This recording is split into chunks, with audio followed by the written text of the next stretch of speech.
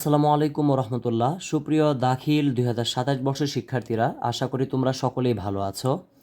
আজকে তোমাদের সাথে কাওয়াইদুল লুগাতিল আরবিয়া, ঠিক আছে, অর্থাৎ এই যে বইটা আছে তোমাদের, এই বইটাকে বলা হয় আরবি দ্বিতীয় পত্র। অর্থাৎ আরবি দ্বিতীয় পত্র দাখিল পরীক্ষা 2027 সালের আরবি দ্বিতীয় পত্রের যে তোমাদের 7 নং প্রশ্নে কিন্তু তোমাদের একটা রচনা আসে পরীক্ষাতে। 7 নং প্রশ্নে এই রচনা আমি আজকে মাত্র 4টি রচনা নিয়ে এসেছি। এই 4টি রচনা যদি কোনো স্টুডেন্ট ভালো করে শিখতে পারে, আমি আশাবাদী ইনশাল্লাহ এখান থেকে 100% সে কমন পাবে।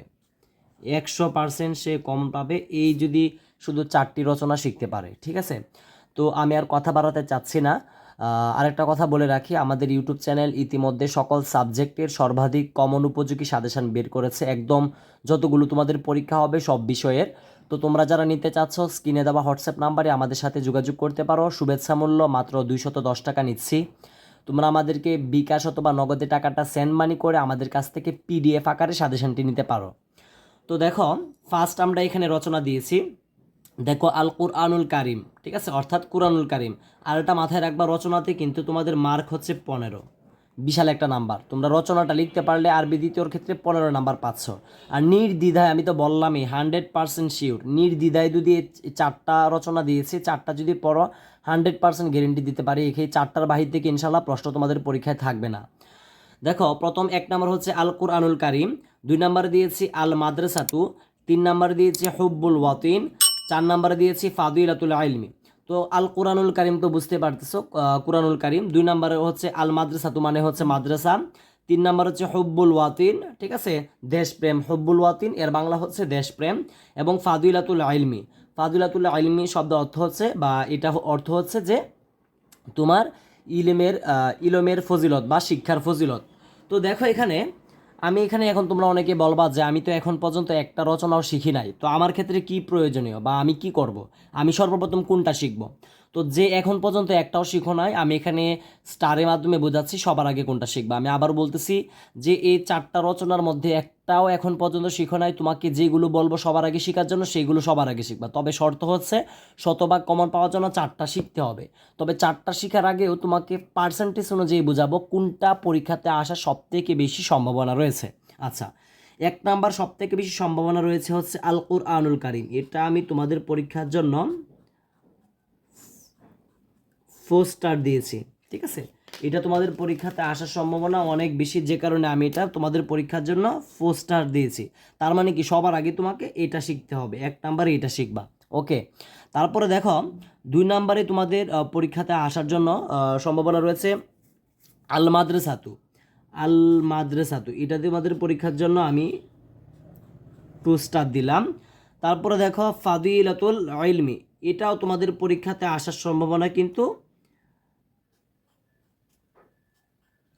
2 স্টার দিয়েছি, ঠিক আছে।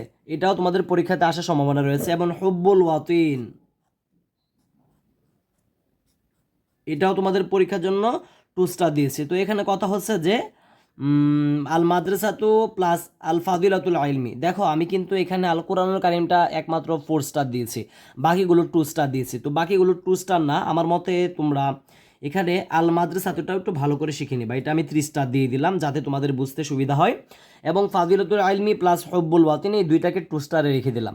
তো তার মানে কি, তোমাকে কিভাবে শিখতে হবে, শিখার নিয়মটা হচ্ছে, ফার্স্ট তুমি শিখবা যে এখন পর্যন্ত, আমি আবারও খুব ভালো করে বলতেছি, যারা এখন পর্যন্ত একটা রচনাও শিখো না, সবার আগে শিখবা হচ্ছে 1 নাম্বারটা, তার পরবর্তীতে শিখবা হচ্ছে 2 নাম্বারটা, তার পরবর্তীতে হুব্বুল ওয়াতিন ফাদিলাতুল ইলমি, যে কোনো একটা শিখবা। এখান থেকে তুমি যে কোনো একটা শিখবা, তো তারপরেও আরেকটা শিখবা। তার মানে কি, মূল কথা হচ্ছে এই 4টা তোমাদেরকে পড়তে হবে, এর বাহিরে কোনো কথা নাই।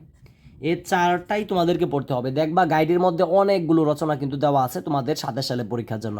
তো সেগুলো থেকে একদম যাচাই করে কিন্তু আমি এইগুলো এখানে দিয়েছি, ঠিক আছে। তার মানে কি, এগুলো অত্যন্ত ইম্পর্ট্যান্ট, তোমাদেরকে ভালো করে পড়তে হবে। তো আমি আর কথা বাড়াতে চাচ্ছি না, আজকের মতো বিদায় নিচ্ছি। তোমরা পরীক্ষা ভালো হোক এই আশায় আমি কামনা করছি। এবং আমাদের ইউটিউব চ্যানেল এবং ফেসবুক পেজে যারা নতুন, যদি ফেসবুক পেজে হয়ে থাকো সেক্ষেত্রে আমি তোমাদেরকে অনুরোধ করব অবশ্যই আমাদের পেজটি ফলো করে দেবে, এবং যদি ইউটিউব চ্যানেলে হয়ে থাকো অবশ্যই আমাদের চ্যানেলটিতে একটি লাইক দিয়ে চ্যানেলটি সাবস্ক্রাইব করে পাশে থাকবে, এবং তোমাদের পরীক্ষার সকল আপডেট সহ লাইভ ক্লাস সহ ম্যারাথন ক্লাস সহ সকল সাজেশন প্লাস ক্লাস কিন্তু আমাদের এই ইউটিউব চ্যানেলে হবে।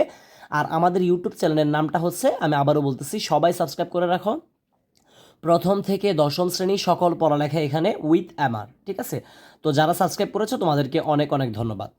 তো আমি আজকের মতো বিদায় নিচ্ছি, সকলে ভালো থাকবে, সুস্থ থাকবে, এবং পরীক্ষার সকল সাজেশান আমাদের ইউটিউব চ্যানেলে দেওয়া হবে, সে আশায় আমি আশাবাদী যে তোমরা সবাই থাকবে, সকলের পরীক্ষায় ভালো হবে।